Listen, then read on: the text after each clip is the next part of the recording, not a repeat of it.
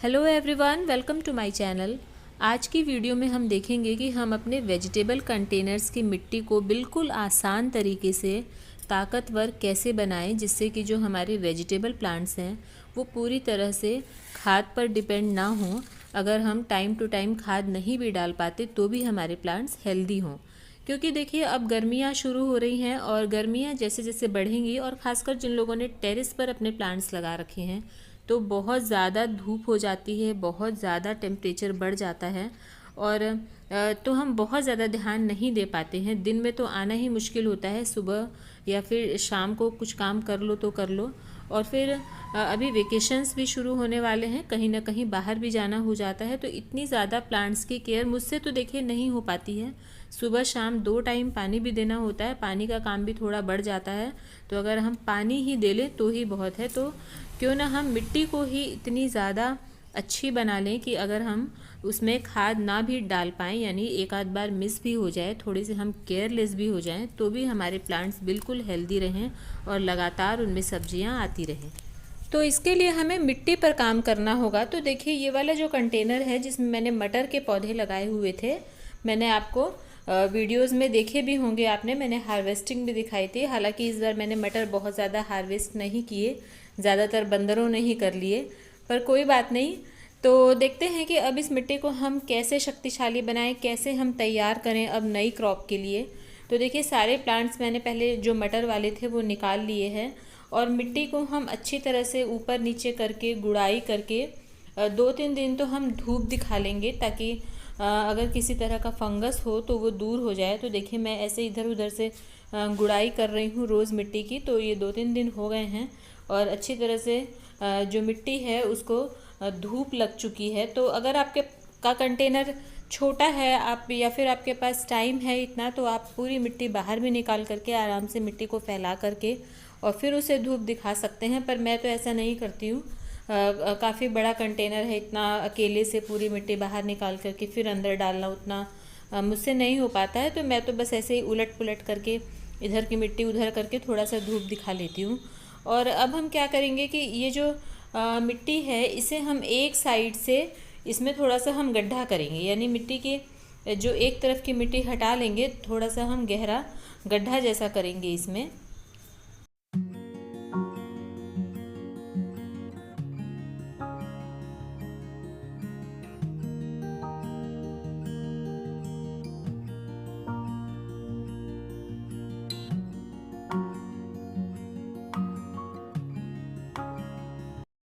तो इसमें मैंने एक साइड देखिए ऐसे गड्ढा करके तैयार कर लिया है, और ये मैंने किचन का वेस्ट लिया है, ये सब्जियों के फलों के छिलके हैं। और ये जो सब्ज़ी फलों के छिलके होते हैं ये ग्रीन वेस्ट होता है, और इसके साथ साथ हमें ब्राउन वेस्ट भी डालना है। तो ब्राउन वेस्ट में ये जैसे न्यूज़पेपर के टुकड़े हो गए, या गत्ते के टुकड़े हो गए, कार्डबोर्ड जो होता है, या फिर सूखे पत्ते वगैरह हो गए, ये ब्राउन वेस्ट में आता है। तो हमें ग्रीन और ब्राउन वेस्ट दोनों अगर हम डालते हैं तो बहुत अच्छा से डिकम्पोजिशन होता है। तो देखिए, ये मैंने कुछ सूखे पत्ते आम के ले लिए हैं। और अब हम क्या करेंगे कि जो ये चीज़ें हैं, मतलब जो ये किचन का मटेरियल है और ये जो पत्ते हैं, और ये मैंने थोड़ी सी गोबर के कंडे लिए हैं, 5-6 महीने पुराने ये गोबर के कंडे हैं। तो मैंने देखिए इतना सामान लिया है।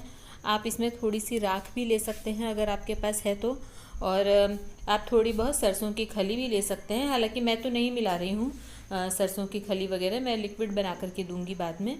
तो अब इन तीनों चीज़ों को हमें इसमें डाल लेना है और अच्छी तरह से तीनों चीज़ों को डाल करके मिला लेना है। और उसके बाद हमने क्या करना है, इसे हम मिट्टी से कवर कर देंगे, जैसा कि मैं आपको अपने पहले की वीडियोस में भी बताती हूँ। लेकिन हमें क्या करना है कि जब हम कंटेनर तैयार करते हैं उस समय तो हम नीचे डालते ही हैं, लेकिन जब एक क्रॉप के बाद हम दूसरी क्रॉप के लिए मिट्टी तैयार करते हैं उसमें भी हमें ऐसा करना चाहिए।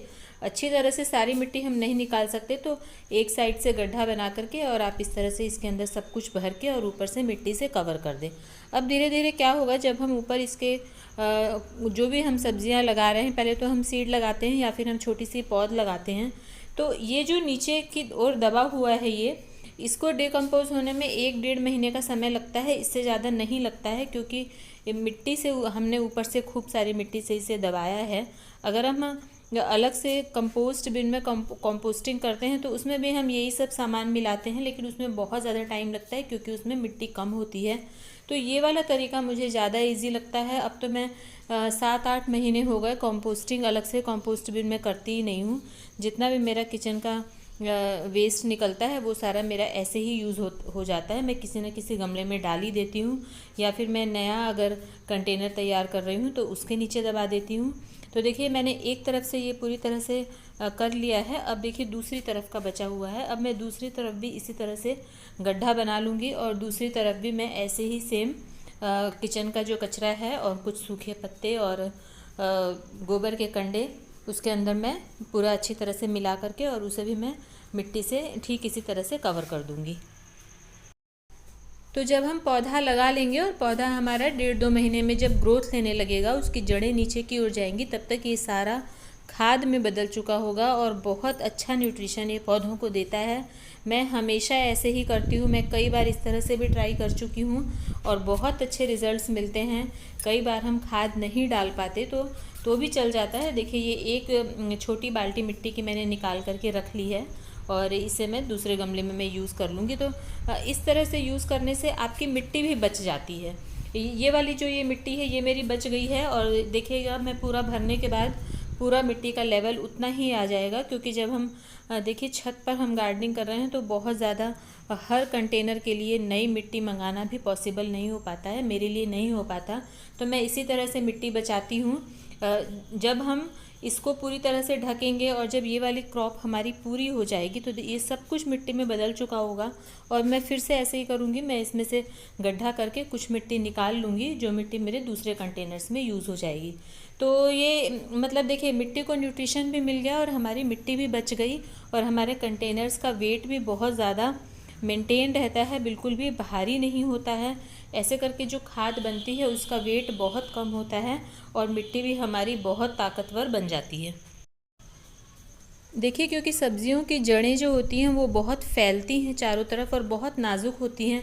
हम बहुत ज़्यादा गुड़ाई करके बाद में अंदर मिट्टी में कुछ नहीं डाल सकते। हम ऊपर से ही गोबर की खाद या वर्मी कॉम्पोस्ट या फिर हम लिक्विड फर्टिलाइज़र डाल सकते हैं। तो अगर हम पहले ही मिट्टी अच्छी तैयार कर लें, मिट्टी के अंदर ही हम न्यूट्रिशन अच्छी तरह से भर दें तो बहुत अच्छा होता है ये। फिर अगर हम बीच में थोड़ा सा ध्यान नहीं दे पाते तो भी हमारे पौधे बहुत अच्छे चलते हैं। मैं पहले भी बता चुकी हूँ, मैं कई बार ऐसा कर चुकी हूँ कि कई बार पूरे लाइफ साइकिल में जैसे मैंने कोई प्लांट लगाया और जैसे बरबट्टी लगाई तो पूरे में मैं एक बार भी कई बार नहीं डाल पाती हूँ खाद, लेकिन क्योंकि हमारी मिट्टी बहुत अच्छी है तो बिल्कुल काम चल जाता है। अच्छी हार्वेस्टिंग होती है हर बार, बहुत अच्छी उसमें सब्जियां निकलती हैं। तो आप भी ऐसा ट्राई कर सकते हैं। एक बार आप थोड़ी सी मेहनत करिए, 2-3 दिनों का आप वेस्ट जो है किचन का कचरा आप इकट्ठा करते रहिए और उसे इकट्ठा करके कुछ आप कहीं से सूखे पत्ते वगैरह ले आइए। गत्ते के टुकड़े तो मिल ही जाते हैं, न्यूज़पेपर मिल जाते हैं और गोबर के कंडे वगैरह भी इजीली मिल जाते हैं। तो इस तरह की चीज़ों को आप टुकड़े टुकड़े करके मिला लीजिए। राख मिल जाए तो वो डाल दीजिए और उसके बाद अगर आपके पास चाय की सुखाई हुई पत्तियाँ रखी हुई हो तो आप वो भी धुली हुई है तो वो भी आप इसमें डाल सकते हैं। अब ऊपर से पूरी तरह से कवर करने के बाद मैं थोड़ा सा ये साफ़ फंजीसाइड मिला रही हूँ जिससे फंगस वगैरह दूर होगी। देखिए ऑप्शनल है, अगर आपके पास है तो मिला दीजिए। मैं अभी नया पैकेट ख़रीद करके लाई थी तो मैं मिला रही हूँ, अगर नहीं होता तो मैं नहीं मिलाती। हल्की सी हल्दी मिला देती तो इससे भी फिर फंगस लगने की जो पॉसिबिलिटीज़ हैं वो कम हो जाती हैं। तो इस तरह से देखिए आप अपने तरीके से मिट्टी तैयार कीजिए। आपके पास जो चीज़ें अवेलेबल हैं आप उस तरह से मिट्टी में मिलाइए, लेकिन जितनी ज़्यादा हम ऑर्गेनिक चीज़ें मिट्टी में मिलाते जाते हैं मिट्टी हमारी बिल्कुल रिच होती जाती है। तो देखिए मेरे पास जो चीज़ें थी मैंने मिला दी और देखिए अब हमारी मिट्टी तैयार हो गई है। हल्की सी वाटरिंग कर देंगे और अब हमारा कंटेनर बिल्कुल तैयार हो जाएगा सब्जियां लगाने के लिए। इसमें आप सीड डाल सकते हैं या फिर आपकी कोई पौध तैयार है तो आप वो लगा सकते हैं। मैं भी सोच रही हूँ शायद इसमें मैं बरबट्टी के बीज डालूँगी, तो देखती हूँ जो भी मैं लगाऊँगी। तो देखिए ये मेरा कंटेनर इस तरह से तैयार हो गया है। अब नीचे जो हमने कूड़ा कचरा दबाया है वो अपने आप सड़ता रहेगा और खाद बनती रहेगी, पौधों को मिलती रहेगी। तो देखिए बिल्कुल सरल तरीके से गार्डनिंग कीजिए। जो चीज़ें आपको आसानी से मिल जाती हैं उन्हीं चीज़ों का इस्तेमाल करके कीजिए, बहुत अच्छे रिजल्ट्स मिलते हैं। बस थोड़ा सा कंटेनर साइज़ बड़ा रखने की कोशिश कीजिए, फिर आपको कोई दिक्कत नहीं होगी। तो उम्मीद है वीडियो पसंद आई होगी, और अगर पसंद आती है, ज़रा भी यूज़फुल लगती है तो लाइक कीजिए, चैनल को सब्सक्राइब कीजिए। मिलते हैं नेक्स्ट वीडियो में। Thank you.